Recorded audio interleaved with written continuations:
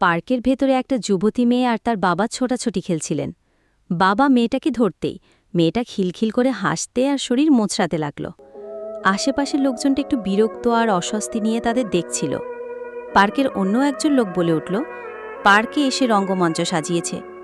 কথাটা এমনভাবে বলল যেন বাবা মেয়ে দুজনেই শুনতে পায়। বেশ শব্দ করেই বলল কথাটা।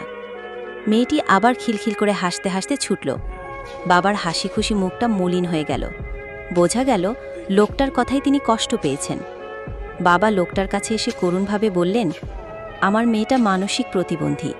জন্মের সময় মা মারা গেছে। আমাকেই সামলাতে হয়, হাসি খুশি রাখতে হয়। ওর অসুস্থতার জন্য কোনো সহপাঠী ওকে খেলতে নেয় না। আপনাদের বিরক্ত করে থাকলে ক্ষমা চাইছি। কথাগুলো বলে বাবা মেয়ের হাত ধরে পার্ক থেকে বেরিয়ে গেলেন। ওখানে উপস্থিত সবার মনে অপরাধ বোধ জন্মালো। না বুঝে এমন মন্তব্য করা ঠিক হয়নি। আসলে আমাদের সমাজটাই এমন হয়ে গেছে। এরকম আরও গল্প শুনতে আমার আইডি ফলো দিয়ে রাখুন। আশা করি আপনাদের ভালো লাগবে।